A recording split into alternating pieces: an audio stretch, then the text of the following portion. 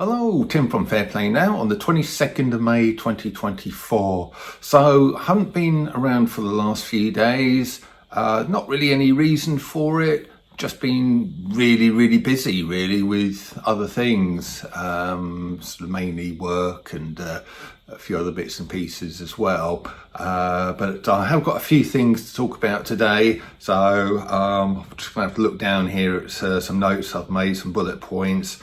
Yeah, apologies for not being around quite so much recently, I'll be back over the next few days, and obviously with this video as well. So what's been going on? One good bit of news. I was picking up some gear yesterday for a job, and I was served there by a young or youngish lady, probably about 30, somewhere around that kind of age, I would guess. And she seemed quite pleased that I was paying for the stuff in cash. And we started talking about that. I said, yeah, it's very important we keep cash, and she was agreeing. And then she was saying, if I ever go to a place and they don't take cash, they just don't get my business. And I was, same here. And in fact, they should make that illegal. So we were having a good old conflab about that. And she did say towards the end, cash has always been around and it always will be around. So definitely amen to that sentiment, and it has to be around. We need to tell these powers that shouldn't be, you're not taking our cash away. We know what it means if you do take it away. We know that it means you're going to have more control over us, basically, and we're not having it. So that is why I'm determined for us to keep cash. And so that was really good. Now, a lady who is very much into cash, and she has a campaign, or at least had a campaign called Keep It Cash, is Debbie Hicks. If you've been on any of the London marches, you probably saw her there. Various other events as well around she's been at too. And I'm pleased to say that I've seen in my one of my Telegram feeds is apparently at the next general election she's standing as an independent MP for, I believe it's the Swindon area. So that's really good news. And I'm even more pleased to say that a long-term viewer and subscriber to my channel here, a guy called Roger. Hi Roger, if you're watching this, and very pleased about this news that you shared with me. He is going to be standing as, again, an MP in York. He is actually going to be standing for Rachel Elnor's Love Party, but it is a really good sign that there's going to be plenty of choice there at the sort of ballot box. You're going to have independents to vote for. You're going to have people from smaller parties to vote for. It definitely isn't a choice of just Labour or Conservative. I did say, chances are I probably won't be voting at all, and I still think that's a good way to go. But if I found there was someone in my constituency who was a really good independent candidate, or sort of stood for a really good small party that really resonates with me, I may well vote for them. I don't know yet. I haven't made a final decision on exactly what I'm going to do, but it's good to see that we've got all of these choices. And I will leave a link in the description box below for Roger. He's got a little bit of a bio and a bit of a blurb about his standing as MP in York. So do check that out, especially if you are in the York, I think it's York Central, that constituency. So do check him out. And one interesting thing, this is just something I wasn't going to talk about, But we were up at my mum's the other day. It was her birthday, and so we went up there and spent a bit of time with her.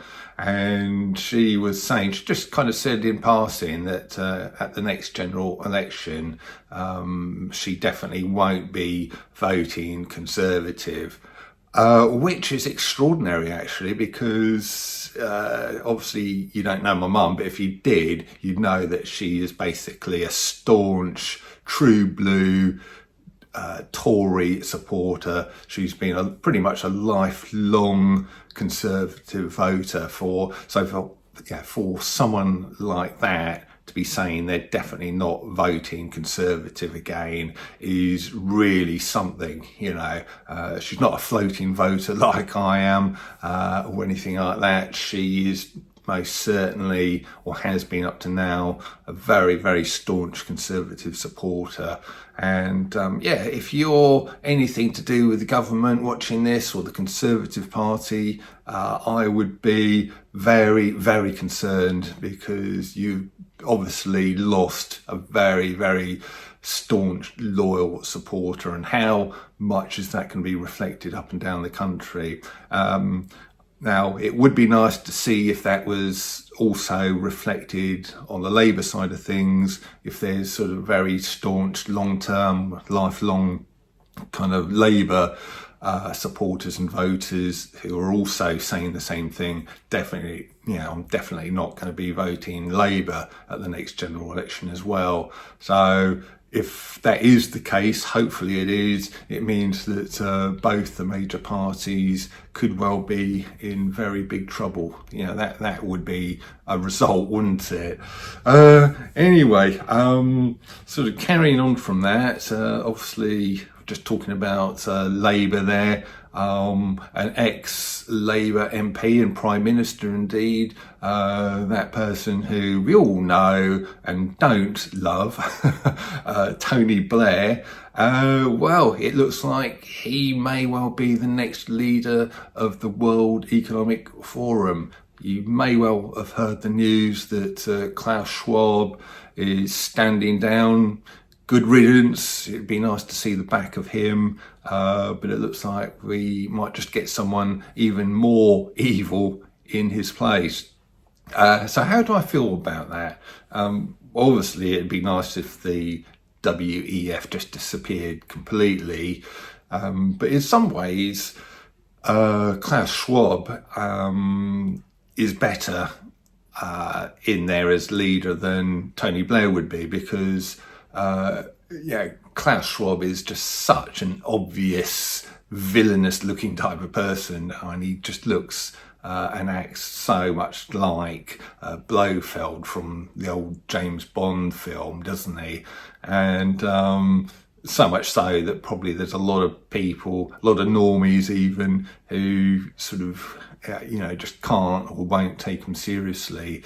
Now I know Blair hasn't got much credibility. He's obviously a well-known villain, very, very unpopular, at least here in this country, but there might be other people from other parts of the world who don't know him as much as we do here in the UK, who might actually see him as a credible person. I don't know, but that may be a worrisome sort of thing. So there might be people who just think, oh, I don't want anything to do with the WEF, not with that sort of, that sort of Blofeld guy in charge, but they might take it a bit more seriously if Blair was in charge. So I don't know what you think about that.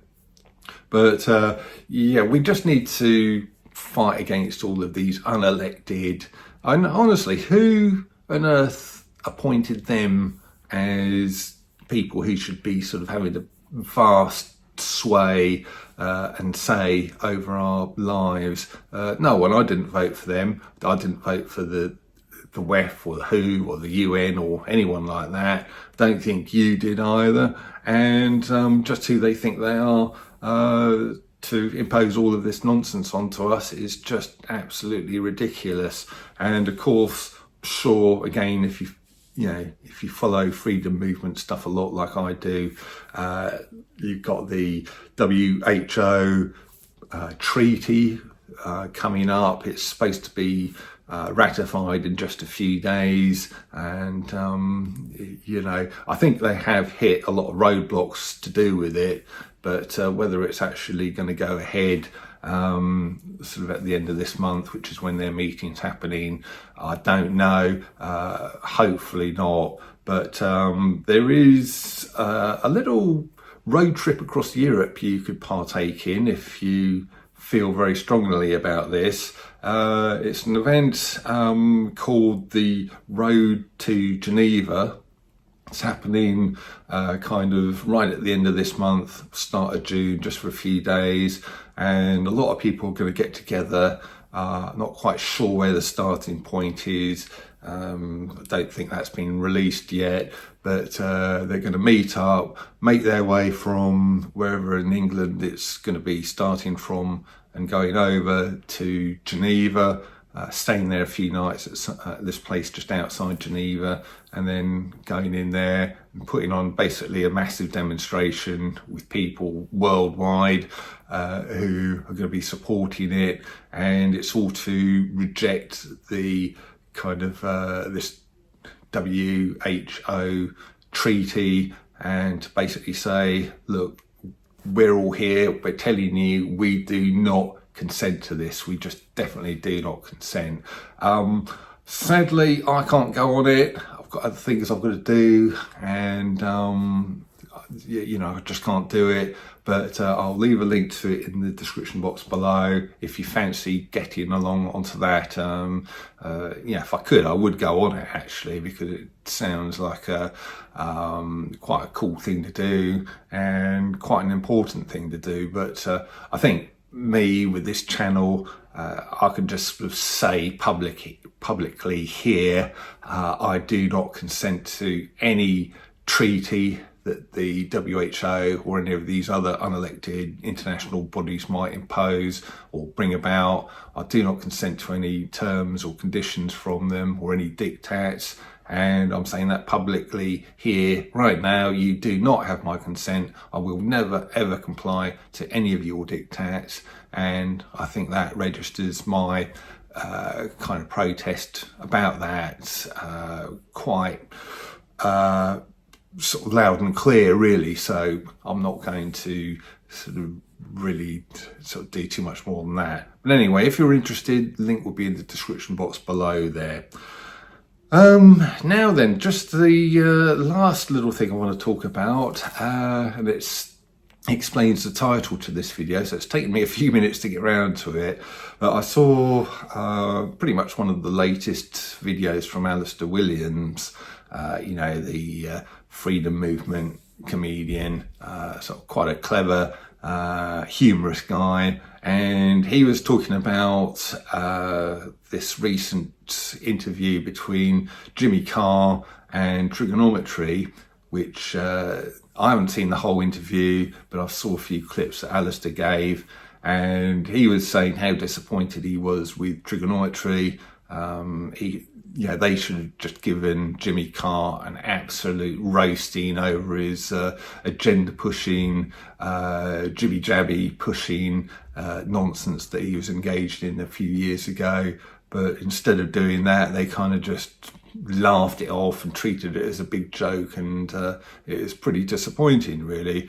But although I saw, and I kind of actually talked about it in my last video, all of these horrible so-called celebs who were just pushing that agenda a few years ago, and how disgusting they were, how horrible they were. I didn't actually realise until I saw this Alistair Williams thing that Jimmy Carr was involved in that. But he did some gig, must have been around in 2021 at some point, and he was basically having a go at us people who refused to partake in that. And he did this little so-called gag where he's sort of saying, hands up if you haven't had that. So obviously a few hands in the audience must have gone up, and then he said, now take that hand and give yourself a big effing slap or something like that. And you know, the audience exploded with applause, which Alistair Williams was saying probably wasn't real. The audience probably didn't applaud nearly as much and as rapturously as what the powers that shouldn't be would have you believe in that show. And then Jimmy Carr actually then went on to say something like, do you hear that? That's the voice of reason, or something like that. And yeah, voice of reason, don't think so, Jimmy. I would call it more the voice of hate, quite honestly with you. And if you go and watch that video, go and see that little clip. I think he was coming very much from a place of hate rather than a place of reason. He wasn't the voice of reason, he was the voice of hate. That is what I would say. And quite honestly, we hear all of this stuff about hate crimes and hate laws and all of that. Why all of these people weren't done or aren't now being done under the these sort of hate speech laws for what they said about us or against us, I don't know. I just guess that these sort of hate speech laws only really go for people who are against the agenda rather than for those pushing the agenda. If you push the agenda, it doesn't matter how hateful the things you say are, feel free to say them and you won't be touched at all by these hate speech laws. But oh dear, if you're going against the agenda, oh yeah, you watch out for those hate speech laws. Even though you know, you can demonstrate and prove quite readily that it's actual fact you're coming out with rather than hate speech, no, they still seem to like coming after you. So just seems to be with those hate speech laws, it's one law for one lot of people and a totally different law for the other type of people. So anyway, this is gone on a bit longer than I thought it was going to actually, this video, but I suppose giving you a little bit more time, a little bit more for your money, as I haven't been around for the last few days. So hope you've enjoyed the video, and I'll be back. I won't leave it as long next time. I'll be back a lot sooner than the amount of time I left it this time round. So catch you soon. Tim from Fair Play Now. Thanks for watching.